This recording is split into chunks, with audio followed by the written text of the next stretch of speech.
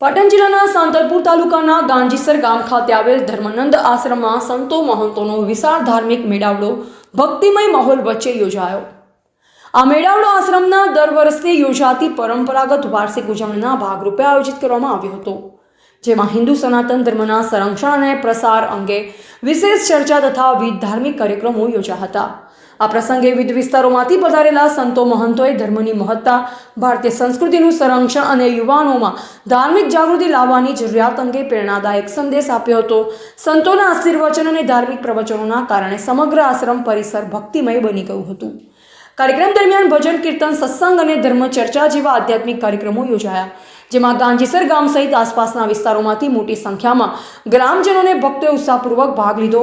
ગ્રામજનોએ સંતો મહંતોનું ભાવપૂર્વક સ્વાગત કરી આશીર્વાદ મેળવ્યા। ધર્માનંદ આશ્રમમાં દર વર્ષે યોજાતી આ વાર્ષિક ધાર્મિક ઉજવણી હિન્દુ સનાતન ધર્મને મજબૂત બનાવવાનો અને સમાજમાં આધ્યાત્મિક જાગૃતિ લાવવાનો મહત્વપૂર્ણ પ્રયાસ બની રહે છે। વધુ અપડેટ્સ માટે જોડાયેલા રહો એજીપી ન્યૂઝ ઇન્ડિયા સાથે। શરમ આવે છે જો આ દેશની અંદર જો ધર્મ સમજાવે તો આ દેશની અંદર બે વસ્તુ બંધ થઈ જાય। સનાતન ધર્મ તમને સમજાય તો આ દેશની અંદર બે વસ્તુ નષ્ટ થઈ જાય। આ વિદેશોની અંદર નથી। પહેલી વાત કે આ દેશની અંદર આપણને જો સનાતન ધર્મ સમજાય તો વૃદ્ધાશ્રમ બંધ થઈ જાય ને? થઈ જાય કે ન થઈ જાય? કેમ બોલતા નથી? અને બીજા નંબરની અંદર આ ગૌશાળા બંધ થઈ જાય। કેમ કે ગામની અંદર એક ગૌશાળા હોય અને 500 ઘર હોય, ત્યાં ખાલી 200 જ ગાયો હોય, અને એવું જો તમને સમજાય કે મારે એક ગાય ઘરે લઈ જાવી છે તો 300 ગાયો બીજા ગામમાંથી લાવવી પડે, તોય 300 ગાયો ખૂટે તો એની વ્યવસ્થા બંધ થાય કે ન થાય? અને ઘરે એક ગાય રાખતો થાય કે ન થાય? એને હિન્દુ કહેવાય કે ન કહેવાય? એટલે આપણે ધર્મ ચૂક્યા, ઘણી વાતો કરીએ, ખૂબ મોટી મોટી વાતો ફાડીએ, પણ જેટલા દિવસ આપણો ધર્મ ન અપનાવીએ એટલા સુધી સમજવું કે આ બધા લુખ્ખા ફરે છે, અંદર કાંઈ નથી સોંટો, એને કોઈ જ્ઞાન નથી, કાંઈ ખાલી જય સિયારામ વાળા છે। એટલે આપણે વિદેશમાં જઈએ, ખૂબ યાત્રા કરીએ વિદેશની અંદર, ત્યાં વૃદ્ધાશ્રમ નથી, કોઈ ગૌશાળા નથી, કોઈ આશ્રમ નથી। અહોભાગ્ય છે આ દેશના કે ત્યાં આપણે આ વ્યવસ્થા કરવી પડે છે। એટલે સમય પ્રમાણે આજ સમય ભયંકર આવ્યો, આપણા મા બાપને વૃદ્ધાશ્રમમાં મૂકવા જઈએ, જેને 9 મહિના આપણું પાલન પોષણ કર્યું, આપણે આ મોટા કર્યા, આપણું જીવન સાર્થક બનાવ્યો, અને એમના આંસુ પાડતા પાડતા જો હવે તમારું કોઈ કામ નથી। કેમ કે આપણે ધર્મ ભૂલ્યા છીએ। આપણે દીકરો હોય, દીકરી હોય, એને હવે રોતો હોય ને એને ફોન પકડાઈએ, એટલે ઓલો ગયા જન્મનો કોઈ જોયેલો હોય ને એમ ફોન આપીએ એટલે બંધ થઈ જાય। એને થોડો ગ્રંથ પકડાવો, અરે એને દીકરા દીકરીને પૂછો તારો ધર્મ કયો છે? એ હજારો માણસો પાસે જવાબ આપી શકે કે મારો ધર્મ આ છે। મુસલમાનનો દીકરો હોય, જૈનનો દીકરો હોય, એમને તમે પૂછો છો કે તારો ધર્મ કયો છે? તો ફટાફટ જવાબ આપી શકશે કે આ ધર્મ મારો છે। આપણે 60 થી 80 વર્ષનો અવસ્થાવાન થઈ ગયા હોય તો આપણા ધર્મની ખબર નથી। કેમ આપણે વારંવાર ભૂલીએ છીએ આપણો ધર્મ?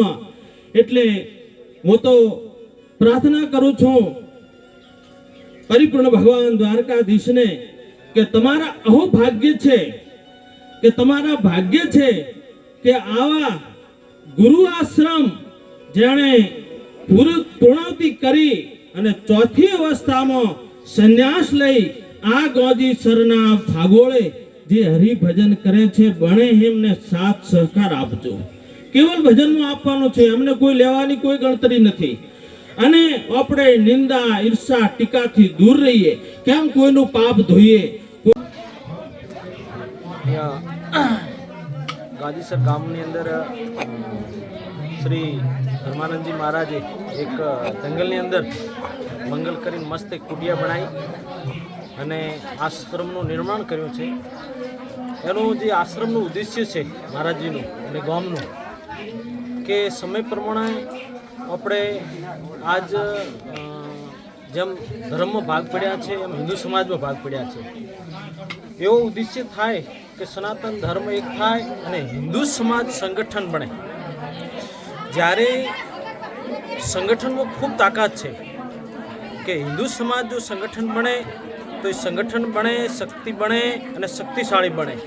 જ્યારે જ્યારે ધર્મની હાનિ થઈ ત્યારે આ દેશને જ્યારે જરૂર પડી ત્યાં સાધુ સંતો અને બહેન દીકરીઓ અને યુવાનોથી જ્યારે આ ધર્મમાં તાકાત હતી ત્યારે કોઈ દિવસ ક્યારે આ ધર્મને કોઈ આંગળી પણ કરી શક્યો નથી. આજ આપણે બીજી સમાજને જોઈએ છીએ, એમની સમાજોની અંદર ખૂબ એકતા અને સંગઠન થઈ રહ્યું છે. આપણા ધર્મની વાતો કરીએ અને આપણી હિન્દુ સમાજની વાતો કરીએ કે હિન્દુ સમાજની અંદર આજ ખૂબ ભાગલા પડ્યા છે. એટલે કહેવાનું ઉદ્દેશ્ય એ જ છે મારો.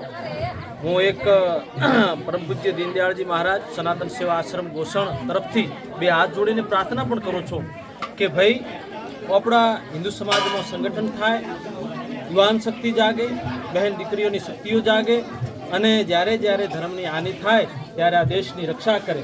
ગાયનું કામ હોય, ધર્મનું કામ હોય કે ભલે કોઈ બી કાર્ય હોય કે ભલે આવા ભગીરથ કાર્ય થતા હોય ત્યારે આખું ગામ મળી, આખું પ્રાંત મળી અને એમાં સાથ સહકાર આપે એવી મારી પ્રાર્થના. બાપુ, આજના યુગમાં સંતોનું હિન્દુ ધર્મ બચાવવા માટેનો શું પ્રયાસ હોવો જોઈએ?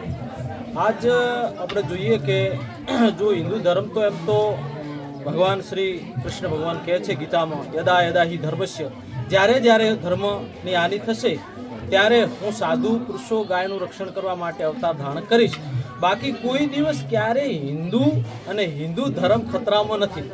પહેલી વાત, કેમ કે દેશ આપણો, સત્તા આપણી, ધર્મ આપણો અને કોઈ પણ દિવસ હોય પણ ન શકે. જો એને જ્યારે કોઈક એવો પ્રશ્ન ઊભો થાય તો એમને બચાવવા માટે આપણે સંગઠન શક્તિ કરવી પડશે. તો કોઈ દિવસ ક્યારેય બીજાઓ આપણા ધર્મને અને આપણા ઉપર ક્યારેય ઊંચી આંખ કરી પણ નહીં જોઈ શકે. આપનો પરિચય બાપુ? મારો પરિચય છે પરમ પૂજ્ય દીનદયાળજી મહારાજ સનાતન સેવા આશ્રમ ગોસણ. અને હું પણ એક આરએસનો માણસથી લગાવ છું. ગાય પ્રત્યે લગાવ છે, ધર્મ પ્રત્યે લગાવ છે અને શ્રીમદ ભાગવત કથા હું પણ કરું છું. પણ મારો એવો ઉદ્દેશ્ય છે કે કથામાં કોઈ દિવસ ક્યારેય એક રૂપિયો હું લેતો નથી. કોઈ ગાયનું કાર્ય હોય, ધર્મનું કાર્ય હોય, હિન્દુ સમાજનું કાર્ય હોય, કોઈ ભગીરથ કાર્ય હોય તો મારો સંપર્ક કરે અને 7 દિવસ ભાગવત કથાનો લાભ લે એવી પ્રાર્થના.